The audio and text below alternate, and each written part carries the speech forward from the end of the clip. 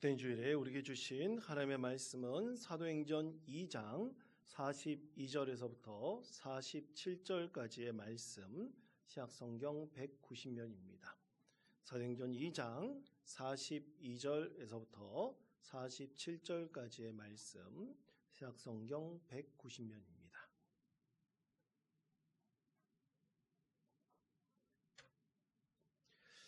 교회 창립 67주년 기념주일 및 총동원 주일에 주신 우리 하나님의 말씀은 사도행전 2장 42절에서부터 47절까지의 말씀, 신약성경 190면입니다. 이 말씀을 제가 봉독합니다. 그들이 사도의 가르침을 받아 서로 교제하고 떡을 떼며 오로지 기도하기를 힘쓰니라. 사람마다 두려워하는데 사도들로 말미암아 기사와 표적이 많이 나타나니 믿는 사람이 다 함께 있어 모든 물건을 서로 통용하고 또 재산과 소유를 팔아 각 사람의 필요를 따라 나눠주며 날마다 마음을 같이하여 성전에 모이기를 힘쓰고 집에서 떡을 떼며 기쁨과 순전한 마음으로 음식을 먹고 하나님을 찬미하며 또 온 백성에게 칭송을 받으니 주께서 구원받는 사람을 날마다 더하게 하시니라. 아멘. 호산나 찬양대가 찬양으로 하나님께 영광 올려드리겠습니다.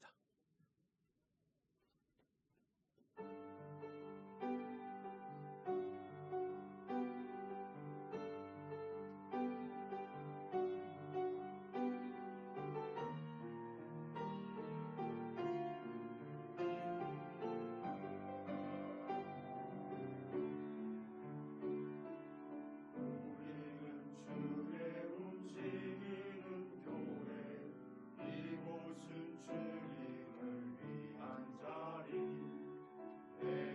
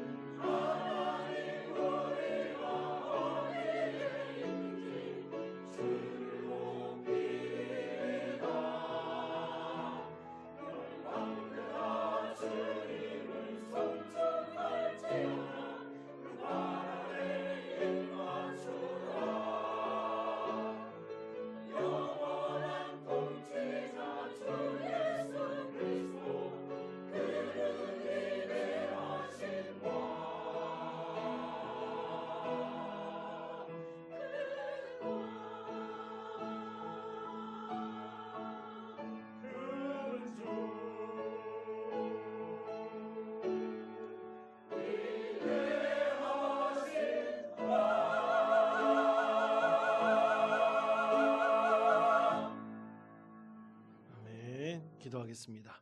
하나님 감사합니다.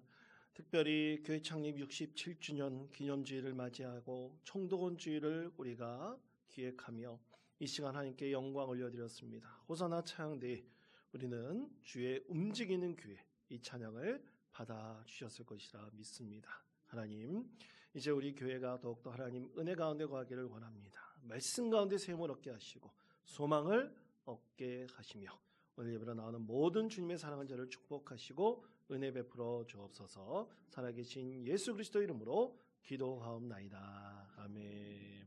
할렐루야. 여러분 우리나라 축구가 32강에 나가기를 참 바랐는데 안타깝게도 조금 전에 32강을 들어가지 못했다는 소식이 전해졌습니다. 여러분 참 기대했는데 마음이 안타깝죠? 별로 안타깝지 않은 표정들 하고 계신 것 같은데 난 축구 별로 관심 없어요 이렇게 생각하시는 분이 있는 것 같습니다. 여러분 그런데 어렸을 때 제가 어렸을 때 우리나라 축구는 아시아의 뭐였습니까? 호랑이였습니다. 일본은 우리나라에 비길 수가 없을 정도로 그런 축구를 잘하는 나라면 아시아에서 대한민국이었습니다. 그런데 어떻게 이런 일이 일어날 수 있을까? 어떻게 이렇게 순식간에 우리가 32강에 들지 못하는 이런 어떻게 보면 부끄러움을 당할 수 있을까? 많은 축구 전문가들이 그것에 대해서 한 입을 가지고 얘기하는 것은 다 하나입니다. 미래에 대한 비전과 목표와 계획이 너무나 부실했다는 것을 분명하게 말하고 있죠. 그러면서 일본 축구를 얘기합니다. 일본은 1990년 중반 때 프로축구가 시작됐고요. 그때부터 일본은 자신들이 아시아뿐만 아니라 세계적인 축구 강국이 되겠다고 그들은 비전을 세우고 목표를 가지고 차근차근 그들의 계획을 실행해 왔습니다. 그래서 스페인 축구를 닮기를 바라서 스페인뿐만 아니라 유럽 여러 각국에 많은 선수들을 보내서 훈련을 시키고 실제로 그 훈련을 통해서 선수들이 클럽팀에 소속되어 또 거기서 훌륭한 선수들로 자라나게 했고요. 또 그리고 계획에 따라서 그들이 이런 축구를 하겠다는 명확한 목적과 비전이 있었기에 오늘날 어떻게 보면 이제 마음속으로 일본을 응원해야 될지 참 갈등이 들기도 하지만 일본이 지금 월드컵에서 우승을 바라볼 정도로 엄청나게 성장했다고 합니다. 그럼 우리나라와 일본의 축구의 차이가 뭡니까? 분명한 것은 그것에 대한 목적, 비전, 그리고 계획이 우리는 너무나 부실했다는 것입니다. 그래서 준비를 제대로 하지 못했다. 수십 년 있을 이 일을 우리는 예견하지도 못했고 그것을 제대로 우리가 준비하여 계획하지 못했다는 참으로 절박한 그 끝이 이렇게 보이고 있는 것입니다. 여러분, 그러면 교회는 어떨까요? 여러분, 사랑으로 소문난 교회라는 켄 블랜차드와 빌 호지스가 쓴 책이 있습니다. 이 책에서 한 교회에 대한 예를 들고 있는데요. 이 교회는 비전일 교회로 팀 매닝 목사가 목회를 하고 있는 교회입니다. 그런데 부교역자 때문에 이 교회가 큰 갈등이 있었어요. 그래서 교인들이 절반 정도는 떨어져 나가는 교회의 침체기를 맞이하게 되었습니다. 그러다 그것을 잘 이제 해결하여서 새로운 교역자도 청빙하고 교회의 여러 사역을 펼쳐나가면서 또 그리고 근처에 자동차 부품 공장이 큰 게 들어서면서 새로운 인구들도 유입되고 그러면서 교회가 성장했습니다. 앞으로 이렇게만 하면 교회에 전혀 문제가 없을 것이다. 많은 장로님들과 또 교회의 직분자들 그리고 목사님도 그렇게 미래에 대한 기대와 소망을 가지고 있었습니다. 그런데 어느 날 한 성도가 목사님께 편지를 보냈어요. 세 가족이었는데 편지를 보냈는데 그 목사님께 편지를 보낸 것은 교회가 너무 좋습니다. 교회가 너무나 거룩하고 은혜롭습니다. 이런 얘기인 줄 알았어요. 그런데 편지를 탁 뜯어서 보니까 비전 1교회는 하나님의 사랑과 이웃 사랑을 점점 상실하고 있는 것 같습니다. 교회 본질을 상실하고 있는 것 같습니다. 그러나 목사님께서 변화시키시고 새롭게 리더십을 발휘해서 이끌어간다면 비전 1교회는 새로운 반석 위에 든든히 서나가는 교회가 될 것이라고 믿습니다. 이런 편지였어요. 그 편지를 받고 목사님은 너무나 충격을 받았습니다.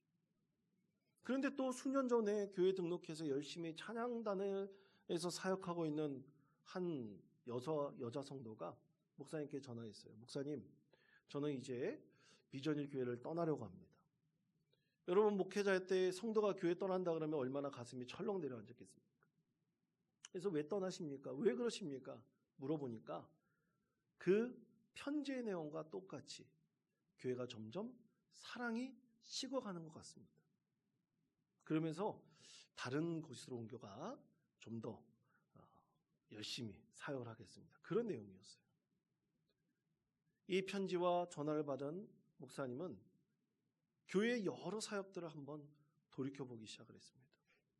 뭐가 문제였을까? 어려움을 극복하고 새롭게 변화되어서 많은 사역을 통해서 열매를 맺었는데 무엇이 문제였기에 왜 성도 둘이 이런 생각을 하게 되었을까? 하나님께서 주신 메시지로 받아들이기 시작하면서 이제 새롭게 교회에 도전하는 사랑으로 소문난 교회가 되기 위해서 쓰여진 책이 바로 이 책인 것입니다. 여러분, 교회의 목적은 분명합니다. 여러분, 교회의 목적이 무엇입니까? 그것은 하나님 사랑과 이웃 사랑을 통해서 우리가 하나님의 통치를 이루는 믿음의 공동체를 세워가는 것입니다. 많은 사람들을 전도하고 또 그들이 하나님의 귀한 사람으로 세워질 수 있도록 양육하는 것입니다. 거기에 가장 중요한 핵심은 뭐라고요? 하나님의 사랑과 이웃 사랑입니다. 하나님의 사랑과 이웃 사랑이 상실한 교회의 본질을 상실한 교회들은 더 이상 하나님께서 쓰지 않는다는 것을 분명하게 말씀하고 있는 것이죠. 여러분, 한국 축구 얘기를 말씀드렸지만 그것도 마찬가지입니다. 비전과 계획과 목표를 가지고 이제 세계적인 축구 강국이 되기 위해서 노력한다면 반드시 그 가운데 열매를 맺게 될 것이라고 믿습니다. 자, 그렇다면 여러분, 우리 교회는 어떻게 될까? 67주년을 맞이하는 우리 교회는 과연 하나님 보시기에 그 본질을 온전히 추구하고 성장해 나가고 있을까요?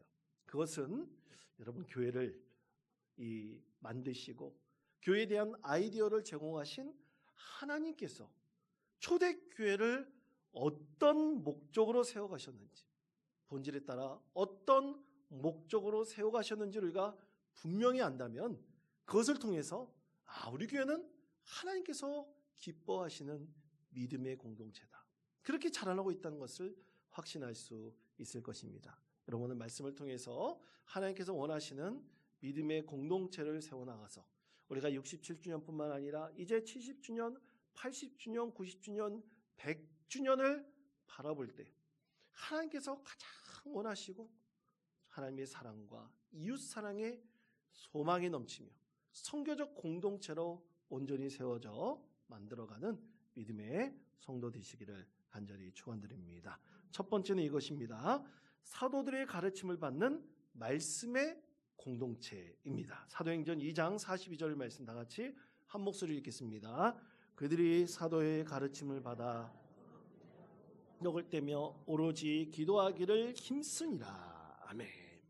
자, 교회를 세워갈 때 있어서 가장 첫 번째 하나님의 목적은 교회는 하나님의 말씀으로 가르침을 받는 믿음의 공동체가 되어야 되겠다. 왜냐하면 이전에 유대교회에서 많은 유대인들이 예수님을 믿고 교회를 이루었지 않습니까? 성도가 되었지 않습니까? 그런데 진정한 하나님 나라에 대한 소망은 유대인들이 가지고 있는 것과 같았을까요? 달랐을까요? 달랐을 겁니다. 예수님께서 오직 나를 믿는 자는 구원을 받고 살아서 나를 믿는 자는 영생을 누린다고 말씀하셨어요. 우리 예수님께서 하나님의 아들이심을 믿고 삼일체 하나님을 세워가는, 그리고 그것의 말씀의 본질을 배우고 가르치는 것이 교회의 목적입니다. 그렇게 사도들은 예수를 믿고 구원받은 많은 성도들을 양육하기 시작을 했습니다. 그래서 다메섹 도상으로 가다가 예수님을 영적으로 만난 이 사울이 그때 그 영적인 충만함을 입어가지고 앞이 보이질 않고 또 귀도 제대로 들리지 않고 그렇게 신음하고 있을 때 예루살렘 교회는 누구를 보냈습니까? 아나니아를 파송했어요.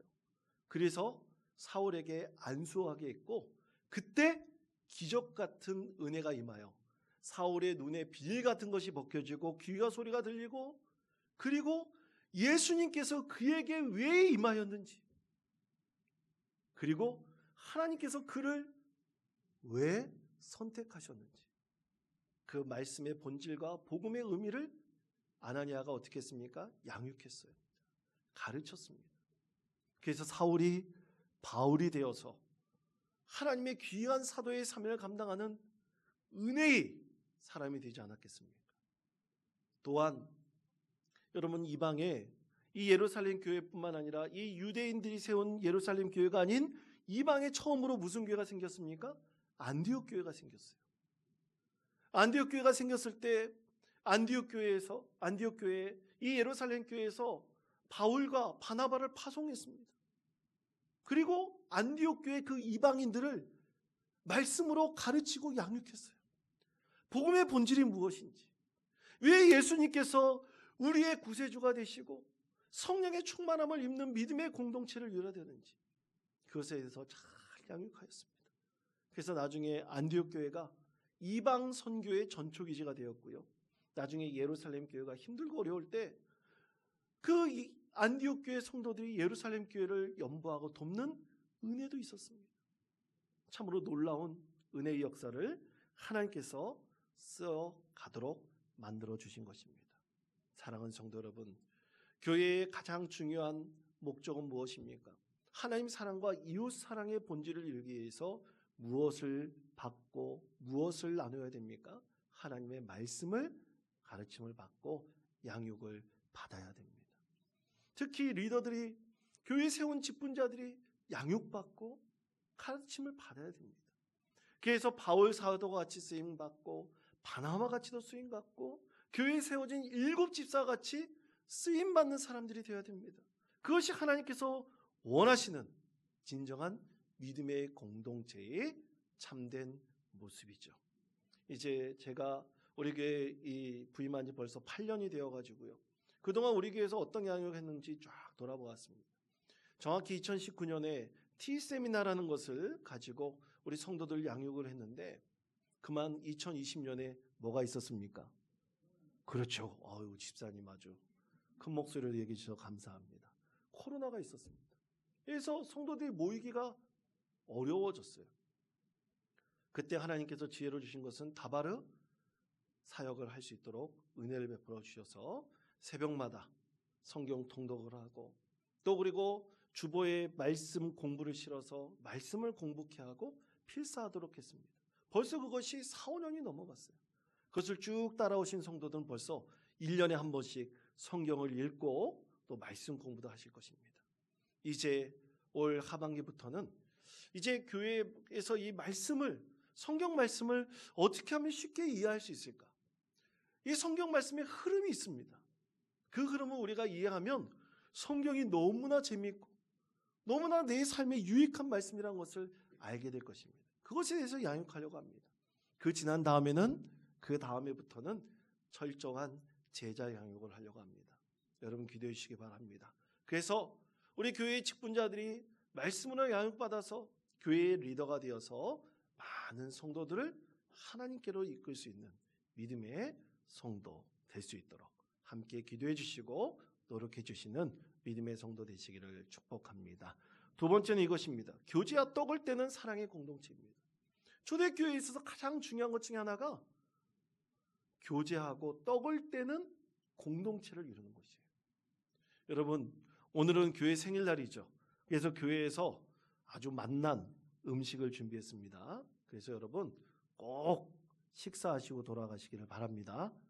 그냥 가시면 안 됩니다. 꼭 식사하시고 돌아가시고 교회에서 준비한 선물도 받아가시기를 바랍니다. 그런데 여러분, 초대교회 때 교제와 떡을 떼는 것, 오늘날 우리가 주일마다 이렇게 모여서 식사하는 것과 동일한 것일까요? 차이가 있는 것일까요? 동일한 면도 있지만 분명한 차이가 있습니다. 왜냐하면 그때 당시 시대적 상황이 있어요. 여러분, 당시의 교회는요,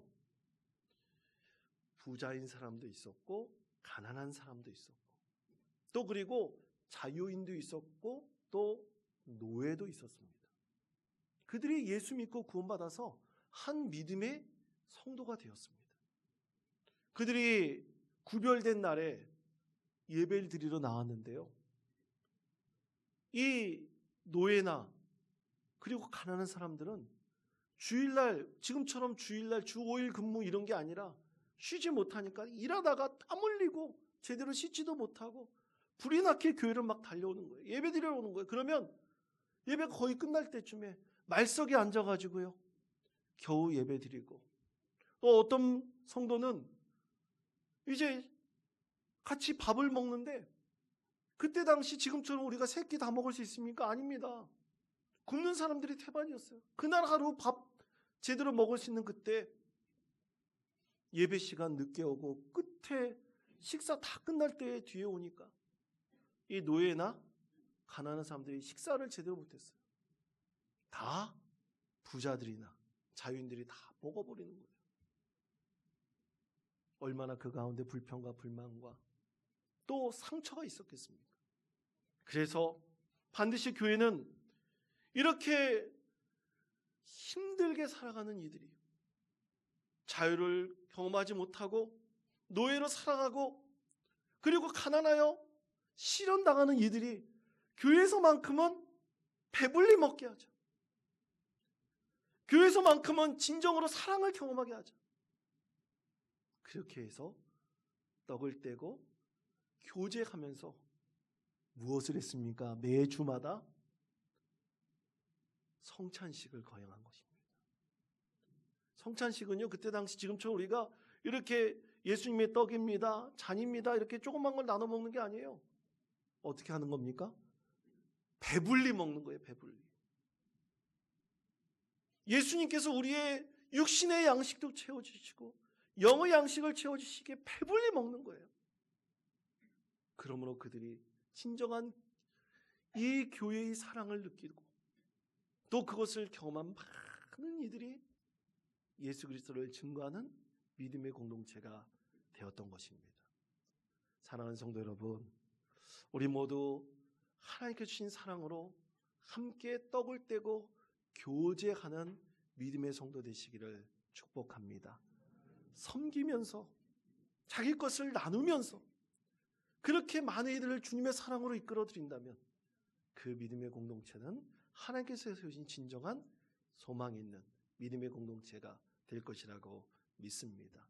세 번째는 이것입니다. 하나님께서 디자인하신 세 번째 목적은 기도하기를 힘쓰는 소망의 공동체입니다. 자, 사도행전 2장 43절에서부터 45절까지 말씀 다 같이 한 목소리 읽겠습니다. 사람마다 두려워하는데 표적이 많이 나타나니 믿는 사람이 다 함께 있어 모든 물건을 서로 통용하고 또 재산과 소유를 팔아 각 사람의 필요를 따라 나눠주며. 아멘. 자, 오늘 말씀 43절 앞에 보면 사람마다 두려워하는데 라고 있어요. 무엇을 두려워했을까요? 여러분, 교회 나올 때 여러분 두렵습니까? 여러분 마음이 어떠세요? 교회 나오실 때 평안하시지 않습니까? 아멘. 네. 교회 나오면 기쁨을 얻고 감사하는 마음이 있고 평안해야 돼요. 근데 교회로 나오는 사람마다 어땠다고요? 두려움이 있었다고 했어요. 왜 그랬습니까? 예수 믿는 사람들이 핍박받았기 때문이죠. 예수 믿는 것을 자유롭게 할 수 없었기 때문입니다. 그때 하나님께서 기도하는 이 믿음의 공동체에 기사와 표적이 많이 나타나게 했어요. 예수 믿는 사람들이 기도할 때 기사와 표적이 많이 일어나서 치유받는 일이 났고요. 자기 인생에서 해결되지 않은 문제들이 해결됐고요. 기도하는데 말없는 평안이 막 몰려드는 것입니다. 그렇게 소망 있는 공동체를 하나님께서 세우도록 그 교회의 목적을 삼아주셨던 것입니다. 그랬더니 기도하는 곳마다 교회가 생겨났습니다. 여러분, 오늘 말씀해 보면 성전이라고 말씀하고 있어요. 성전에 모이기로 힘쓰다 그랬는데, 여러분 그때 당시 무슨 성전이 있습니까? 성전은요, 바로 우리가 하나님의 성전인 것입니다. 성전대 우리가 모여서 예배하는 곳이, 기도하는 것이 바로 성전이에요. 그래서 수많은 그리스도인들이 참으로 핍박받고 그리고 고통 가운데 살았지만, 기도함으로써 성령의 능력을 힘입어 그들이 모이는 곳에 교회가 세워졌습니다. 하나님의 은혜가 충만했습니다. 그렇게 기도하는 곳에 하나님의 능력이 임하는 은혜의 공동체가 되었던 것입니다. 오늘 설교를 준비하면서 우리는 주의 움직이는 교회라는 찬양을 들었어요. 그런데 오늘 성가대가 그것을 찬양을 하더라고요. 참으로 감사합니다. 그 찬양의 가사가 이런 것이 있습니다. 우리는 주의 움직이는 교회, 이것은 주님을 위한 자리, 내가 기도하는 모든 땅 위에서 하나님 예배받을 그날을 고대하네. 이런 찬양의 가사가 있습니다. 가장 핵심은 기도함입니다. 기도하는 곳에 예배하는 곳이 되고, 기도하는 곳에 하나님께서 계시는 교회가 이루어진다는 것입니다. 그래서 교회는 계속해서 펼쳐나가는 거예요. 움직이는 거예요. 기도하는 곳에 능력이 임하며 기도하는 곳에 소망이 있는 믿음의 공동체가 되어가는 것입니다. 사랑하는 성도 여러분, 우리의 교회는 기도하는 믿음의 공동체입니까? 진정으로 기도하며 하나님의 뜻을 구하고 있습니까? 이성적인 생각과 자기의 판단으로 보지 말고 우리가 하나님 앞에 나와서 기도하면서 하나님 이루어 주시옵소서. 우리가 하나님의 본질을, 교회의 본질을 추구한다면 하나님 반드시 이루어 주시옵소서. 성령의 은혜를 베풀어 주시사 치유함을 원합니다. 우리의 문제가 해결되기를 원합니다. 하나님 나라를 세워가는데 우리에게 힘이 있기를 원합니다. 하나님께 기도하면서 능력을 얻을 수 있는 믿음의 성도 되시기를 간절히 축원드립니다. 마지막 네 번째는 이것입니다. 구원받는 사람이 더해지는 선교적 공동체입니다. 바로 이것을 하나님께서 원하셨습니다. 사도행전 2장 47절 말씀 다 같이 한 목소리 읽겠습니다. 하나님을 찬미하며 온 백성에게 칭송을 받으니 사람을 날마다 더하게 하시니라. 아멘. 그렇습니다. 여러분, 왜 교회가 확산되었을까요? 교회가 확산된 이유는 분명합니다. 예수 믿고 구원받는 것이 인생의 목적이 되고 하나님 사랑과 이웃 사랑을 경험하는 그들의 삶이 주체할 수 없는 기쁨과 은혜가 있었기에 예수님을 전하였던 것이에요. 그리고 자유인이 되었던 것입니다. 비록 세상은 사회적으로, 정치적으로, 종교적으로 나를 구속하지만 예수 믿는 우리에게는 진정한 무엇이 있다고요? 자유함이 있는 것입니다. 그래서 그들이 나가서 예수 믿으세요. 당신에게 자유함이 있습니다. 예수 믿으십시오. 구원이 있습니다. 외쳤던 것입니다. 죽음 앞에서도 두려워하지 않는 믿음이 세워지게 되었던 것입니다.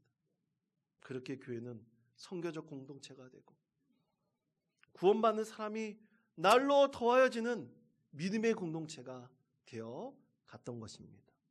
우리가 그런 믿음의 본질을 추구해 나갈 때 하나님의 목적은 반드시 오늘날 존재하는 모든 교회를 통해서 이루어질 것이라고 믿습니다. 어제 면민체육대회 갔더니만 많은 분들 만났습니다. 우리 성도님들도 많이 오셔서 즐거운 시간을 가지던데 거기에 아침에 우리 전도부가 가서 부스 하나를 세웠습니다. 그런데 바로 옆에 미리 와서 부스를 세운 교회가 있었습니다. 월악감리교회더라고요. 여러분, 월악감리교회 조그만 교회입니다. 우리 교회에 비해서 너무나 작은 교회입니다. 그런데 먼저 복음을 위해서 그 자리를 차지하고 붕어빵 만들어서 거기 있는 분들에게 나눠주고 우리도 그 옆에서 같이 전도하고 또 함께 하나님 나라를 세워가는 것 얼마나 귀한 일입니까? 사랑하는 성도 여러분, 이렇게 바라고 원하는 대로 하나님께서 이루어지는 믿음의 교회야말로 하나님께서 목적하시는 것을 온전히 세워가는 교회야말로 건강한 교회입니다. 사랑이 넘치는 교회가 될 것이라고 믿습니다. 오늘 또 찾아가는 예배로 우리가 참마음 교회 가서 우리가 예배를 드립니다. 남녀 성교회가 헌금한 것을 가지고 정말로 100명이 훨씬 넘는 우리 장병들을 위해서 우리가 햄버거를 마련해 가지고 또 가져가고요. 또 가서 예배 드리면서 또 헌금하려고 합니다. 그 교회를 도우려고 합니다. 여러분, 우리의 이 어떻게 보면 조그만 것 같지, 작은 것 같은 우리의 섬김이 반드시 그것이 씨앗이 되어 큰 열매를 거두게 될 것입니다. 여러분, 우리의 상식을 뛰어넘는 것은 하나님이십니다. 하나님께서 우리의 상식과 생각을 뛰어넘어 더 놀라운 것을 이루어 가실 것입니다. 여러분, 그것을 생각하면서 하나님 사랑과 이웃 사랑을 이 세상 가운데 실천하고 또 전하면서 오늘 말씀하신 이 교회의 목적을, 이 4가지 목적을 온전히 이루어서 우리 교회가 하나님 앞에 칭찬받고 자칫다 충성된 종아, 그런 칭찬을 드릴 수 있는 믿음의 교회 되시기를 간절히 축원드립니다. 기도하겠습니다. 하나님,